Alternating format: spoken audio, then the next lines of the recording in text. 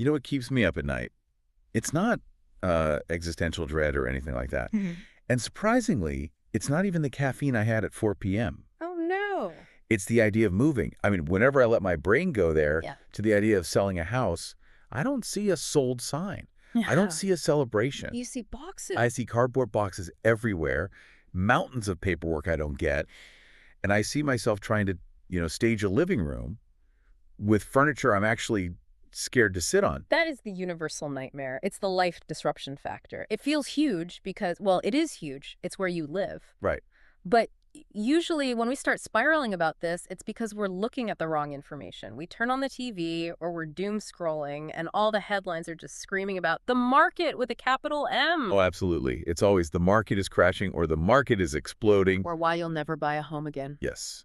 There is zero chill in real estate news. It feels like it's designed to make you panic. Yeah, exactly. And that panic just creates paralysis. But here's the thing, and this is really the core of our deep dive today.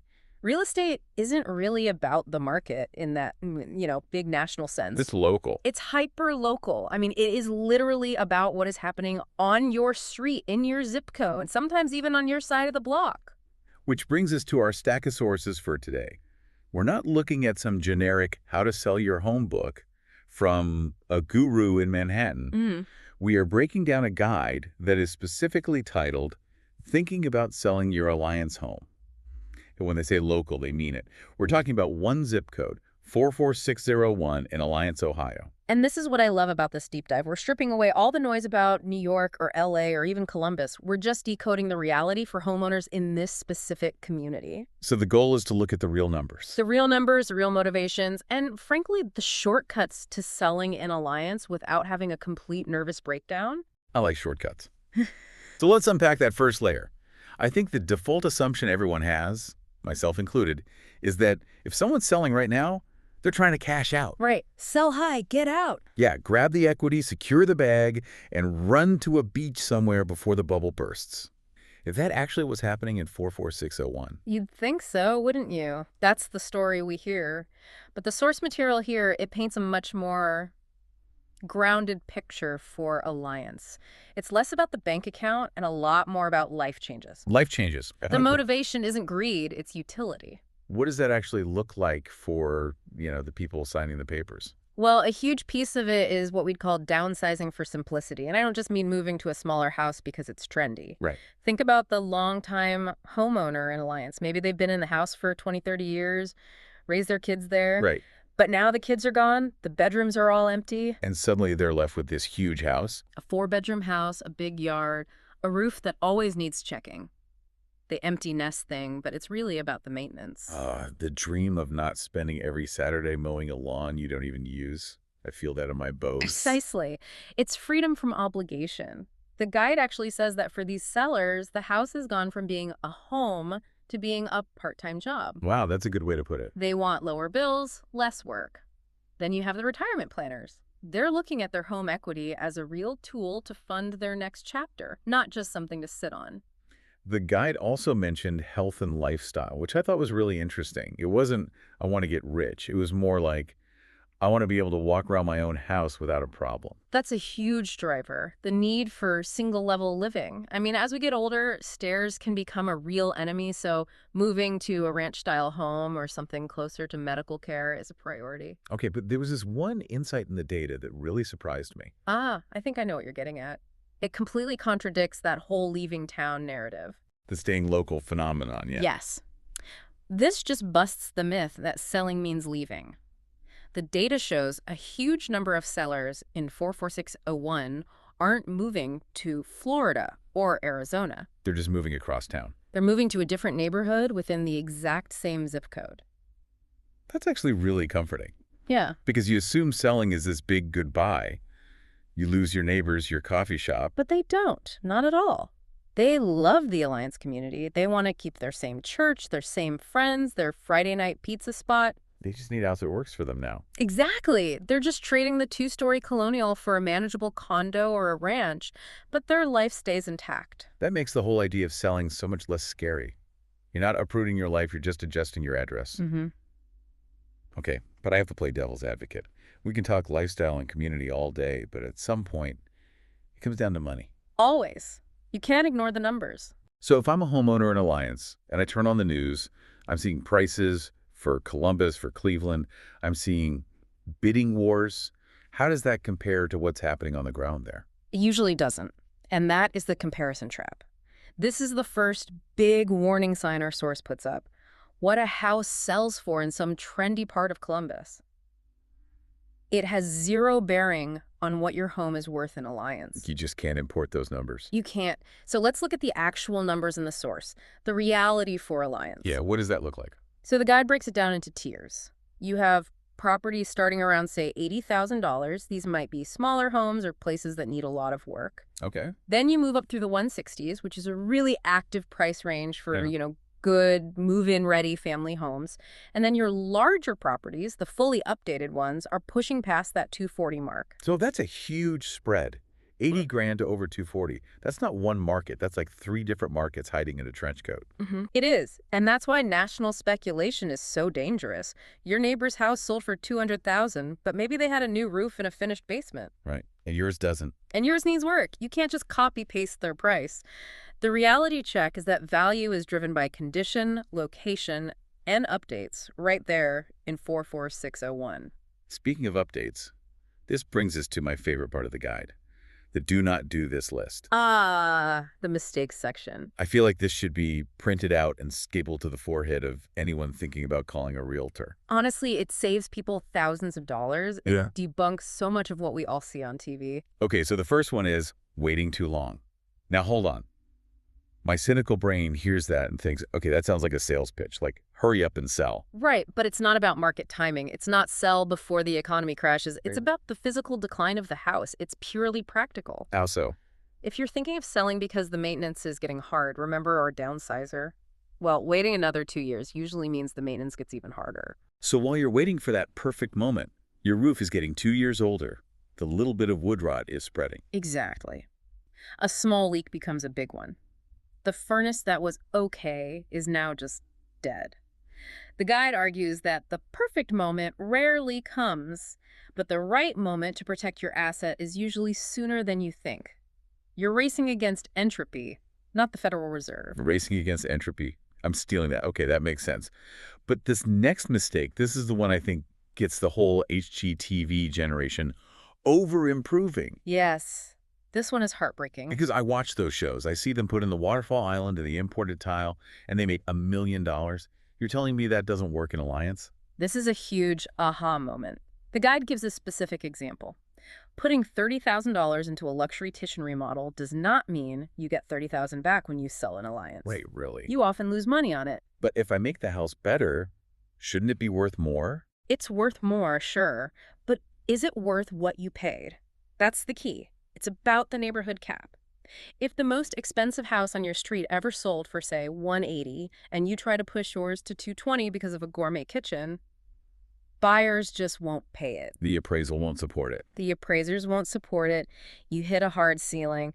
And in this market, the guide really hammers home that buyers want clean and functional. Not magazine ready. Exactly. They are not looking for a showpiece. They are looking for a home. Clean and functional. That's the mantra. It is. If your cabinets are solid, you just need fresh paint, not a full gut job. Over-improving is the fastest way to just burn your equity. That hurts to hear, but it's also kind of liberating. It means I don't have to become a general contractor to sell my house. You don't. You don't have to be an interior designer. Now, tied to that is emotional pricing, which I totally get. If I raise my kids in that living room, that room feels priceless to me. But to a buyer, it's just 200 square feet of drywall.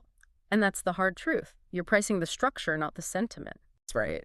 And the guide warns that when sellers price based on emotion or how much hard work they put into the yard for 20 years, the house just sits. And we all know what happens when a house sits. Yep. People assume something is wrong with it. It gets stigmatized. Oh, that house has been on Zillow for 90 days, must have a bad foundation. When really it was just priced 20 grand too high. And the timing can be off too, right? Listing when nobody is looking. Right, listing smack in the middle of the holidays or when every other house hits the market in spring. Sometimes just waiting a few weeks makes a huge difference. So we know what not to do. Let's flip it. The guide has this great ignore list versus a must-have list. I love the ignore list. It's so relieving for anyone who's stressed about this. Let's run through it. What can I officially stop worrying about? Trendy design choices. You do not need shiplap everywhere just because it was on TV 3 years ago. Thank goodness. Yeah. I'm so over shiplap. It's just a dust collector. High-end appliances. Skip it. Perfect landscaping, year-round. Not necessary. And this is a big one. Matching furniture or professional staging. Wait, really? I thought staging was mandatory, like you had to make your house look like a hotel lobby. In some super high-end markets, maybe. But in Alliance, no. You don't need to rent a fake living room set. Buyers there can look past your plaid couch. They're buying the room, not your furniture. Okay, so the plaid couch can stay. But what's on the must-have list? What actually gets someone to write a check? It's the boring stuff, honestly. It's the stuff you can't see on Instagram. The unsexy stuff. The vital stuff. Clean, safe, functional systems. Is the furnace working? Is the roof not leaking? How's the plumbing?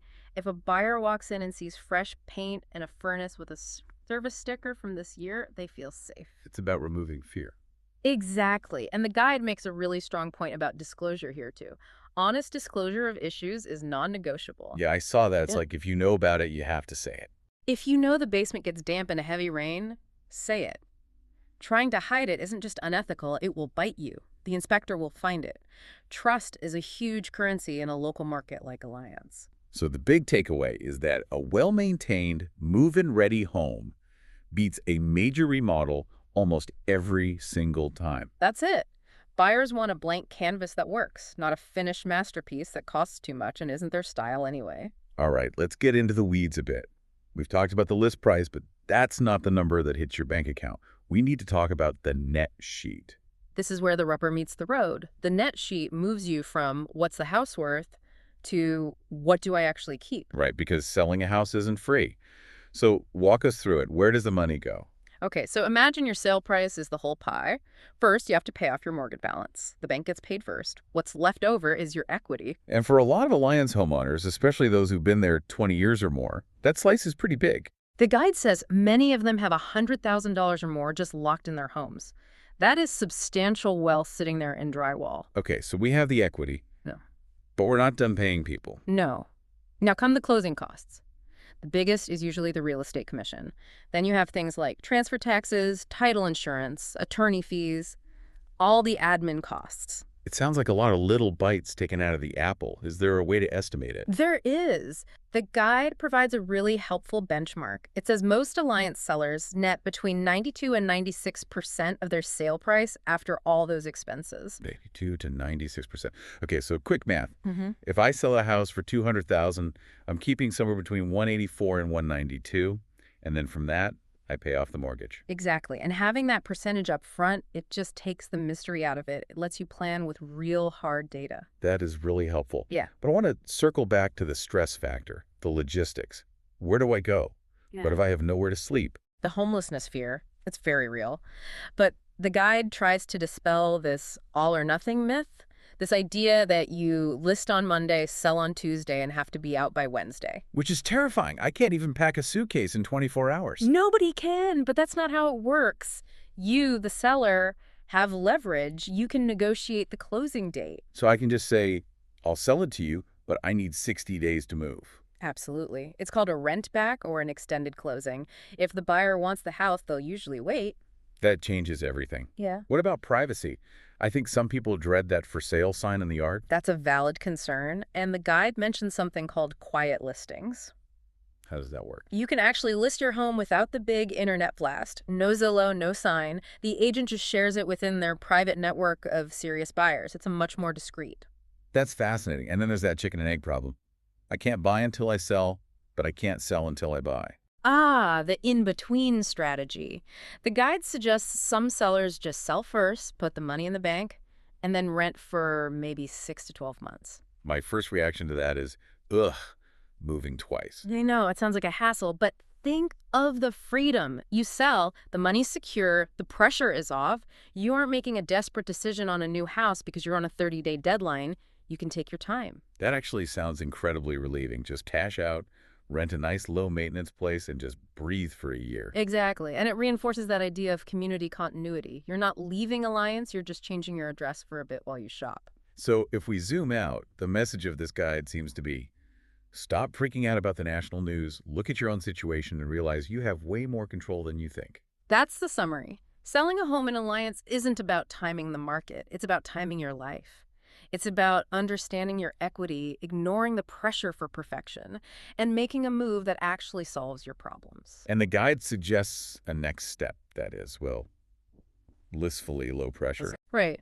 A no pressure consultation. It's basically, let's just sit down and look at the real numbers. No obligation, just information gathering. Which is the best way to make any big decision. Just get the facts first. Before we wrap up, I want to land on something you mentioned about equity. Yes. We talked about how some people have $100,000 or more locked in their homes. And you had a thought on this that I think is really powerful. I just want the listener to really consider, is that equity serving your life as it is now? What do you mean by that? Well, that money, it represents years of your work, your mortgage payments, but as long as it's trapped in the drywall and the roof, it's just a number on a page. It's not real. It's not helping you travel to see your grandkids or pay for better health care. It's frozen wealth. Exactly. So the real question is, are you serving the house paying to heat it, cool it, fix it, mow it, or is the house serving you? If that house is taking more from you than it's giving back, then that equity isn't a trophy, it's an anchor. Wow. Are you serving the house or is the house serving you? I think a lot of people need to sit with that one for a minute. It completely reframes the decision. It changes the perspective from giving up a home to unlocking your life. I love that. Well, there you have it. If you're in the 44601, hopefully the fog is cleared a little bit. Selling doesn't have to be a nightmare. It can just be the start of something new, right down the street. Stay curious, everyone. Thanks for listening to The Deep Dive. We'll catch you on the next one.